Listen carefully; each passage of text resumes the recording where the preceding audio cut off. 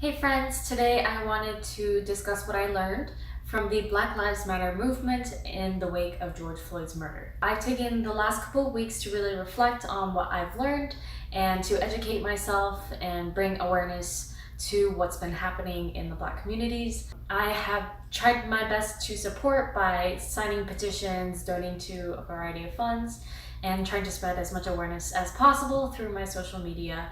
And I've also listed a couple ways you can help by going to a couple of the sources that I've listed if you swipe on this page, and you can check out websites that you can help petition or donate to. I personally have not attended any of the Black Lives Matter protests. My mom has severe asthma, and because COVID-19 is a respiratory disease, I'm just worried that I'm going to bring it home and get her really sick. So through all of this, I really come to realize that racism is still so much of a problem in America, and it affects so many people. And I feel like the protests have really helped bring light to that. Obviously, there has been a lot of wreckage and riots happening in LA especially.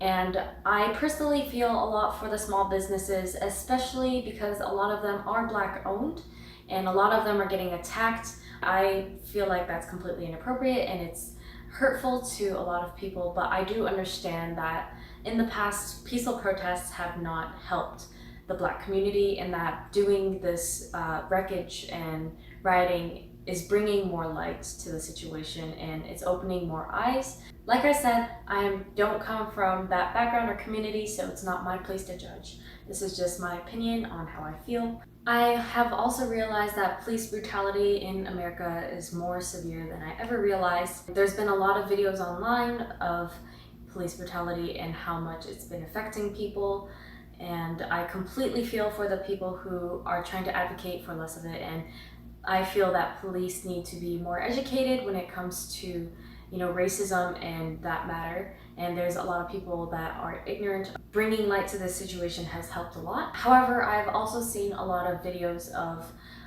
just regular people attacking the police by throwing bricks or setting them on fire or going to their house and burning their house. And to me, that's just heartbreaking because it's so violent, especially if that police officer was just trying to do their job and help protect and serve as they vowed to. Personally, my best friend's dad is a retired cop. I have heard his stories and where he comes from and how he became a cop because he wanted to rightfully serve and protect his community. And I know that a lot of cops feel the same way and are just really trying to help.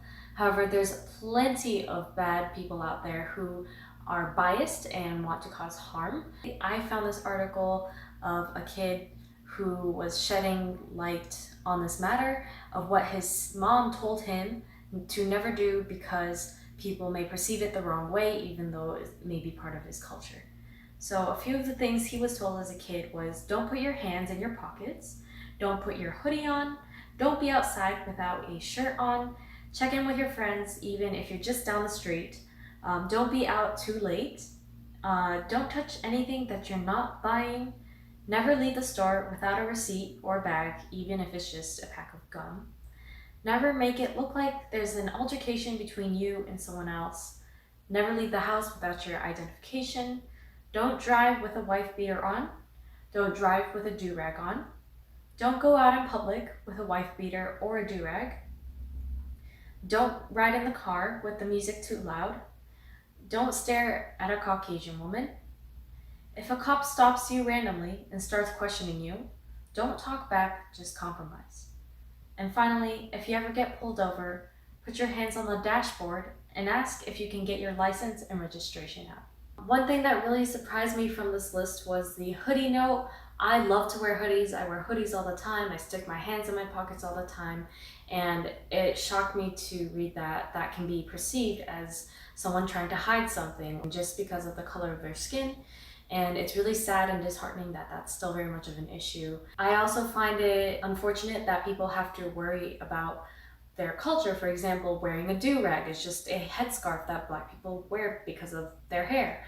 And that doesn't imply that they're a bad person or that they have a bad history of doing illegal things. It's just part of their culture, And it's just unfortunate that something that's cultural can imply a negative thing about a person. At this point, there's just so much hate going around from both sides of the communities. And I feel like, though it's cheesy to say, the best thing we can do right now is to slowly start getting back to appreciating and loving people for who they are and not the color of their skin, and to look past the cultural indifferences and just accept people for who they are and not judge it but by its cover, and slowly just start to rebuild that love and that acceptance for everyone. And I feel like this racial inequality will slowly start to die away if we can do that. Obviously, that's a utopia and a perfect world, so we have to work twice as hard to get there. This event has really inspired me to keep learning and growing and educating myself the best I can to help make the community around me better. And I hope that you guys can learn from this as well and keep educating and keep being inspired to be better people and to accept people more and help grow this world to be a more loving place instead of a divide. I hope that this information has enlightened you at least a little bit and that you can help your community as well. If some of my foreign friends have questions, or if you're American and you would like to express your opinion, I do read all my comments, so feel free to comment, and I'd love to hear everyone's opinion and discuss this matter. Obviously, there's much that I don't know about still, so if you feel like you would like to spread some education or some love, please feel free to express your thoughts in the comments, and I will be sure to get back to them. Thank you so much for watching through this. It was long-winded, but I hoped you picked up a thing or two. And I'm sending love to y'all, so stay positive and stay loving.